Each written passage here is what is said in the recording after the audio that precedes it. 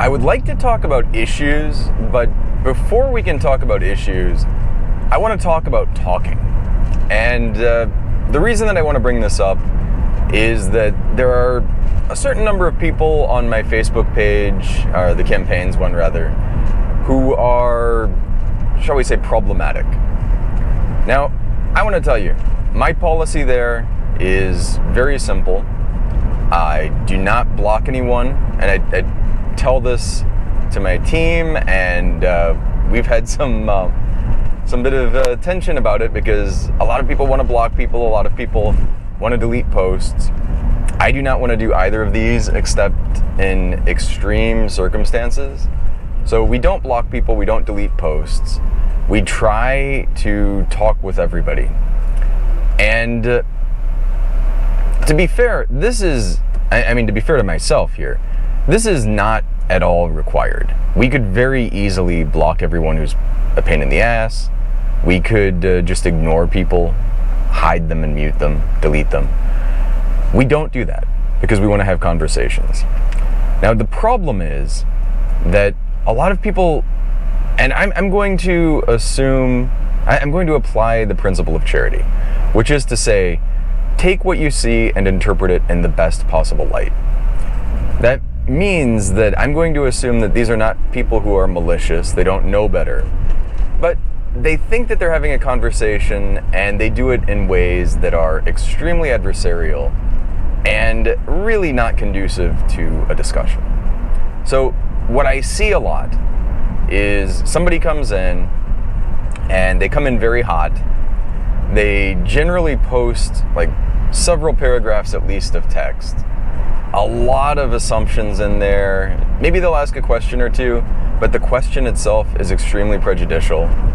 It's stuff that like we can't even answer because the question is so intrinsically biased that simply dignifying it with a response is accepting a premise which is often ludicrous. Very often these people will not, they have a one-way flow of information. So they'll say a bunch of stuff. I or someone on my team comes back with other stuff. And you can feel, because they keep circling back to the same arguments over and over again, despite them being debunked, that they're not actually listening. This is part of having a discussion. This is part of having a real conversation. We will be respectful to you, but it's a two-way street. You have to be respectful to us. We will listen to you, but it's also a two-way street. You have to listen to us. If you come in and you're just making speeches, and these speeches are, just a bunch of bullshit, frankly, and then we debunk the bullshit, and then you come back and reiterate the same bullshit, don't expect us to play your game. Don't expect us to give you respect if you're not giving us respect. We do it by default, but it's not a given that we will respect everybody based on them disrespecting us. It's stupid to expect us to respect you when you're not respecting us. So I really want to set up a couple of things, just ground rules for good discussion. The first thing is, no matter what you're doing, and I'm saying this to my team as well as to you, but be respectful. No name calling. And I want to distinguish this because this is something that I think a lot of people miss. Name calling is saying you are stupid. It is not name calling in my book to say you said something that is stupid. Because you saying something that's stupid does not mean that you are intrinsically a stupid person. It means that you said something and that thing itself is stupid. Me calling you an asshole is kind of implying that your very nature is assholishness.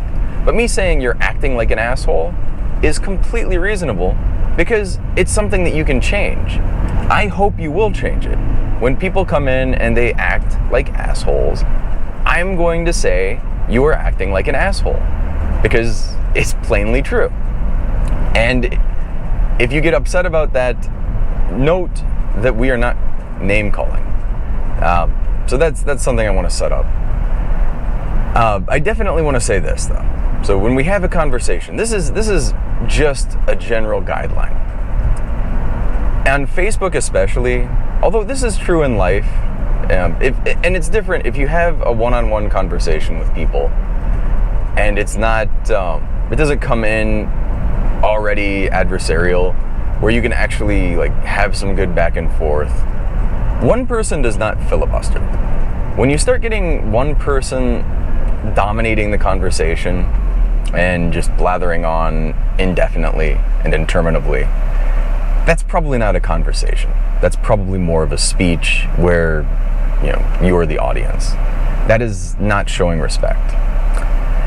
An actual conversation, a real discussion, you will say your piece, we will say our piece.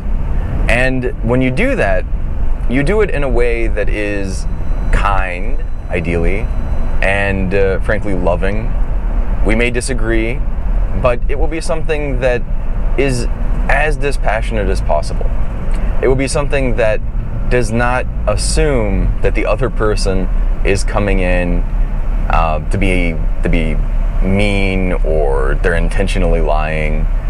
Certainly also, and this is one that drives me insane, but just because someone makes an argument or provides evidence and it makes you change your mind does not make you weak. It does not mean you lost something. It's not a game.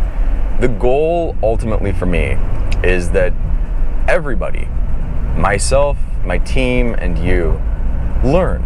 We find, we shine lights on things for each other. I'm the blind man feeling the elephant's leg, you're the blind man feeling the elephant's trunk.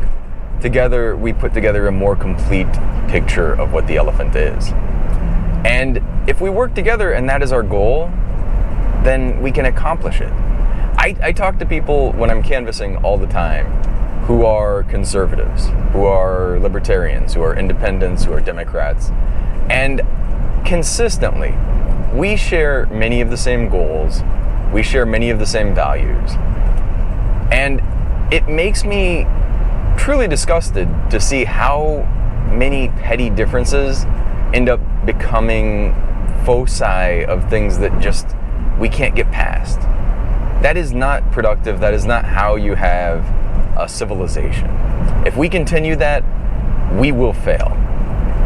We are on the same team. Just look at my campaign stuff. I'm not on the blue team. I have a bunch of people trying to get me to be a Democrat. Not a Democrat. Certainly not on the red team. I'm on the red, white, and blue team. We are Americans. That should be our identity. That should precede our parties. That should precede our religions, or in my case, lack thereof. It should precede everything. That should be our central identity. And once we take that, and we take the fact that we all are in this together, and we're working together, we can accomplish great things. We can really be the best country in the world if we work on it. Thank you very much.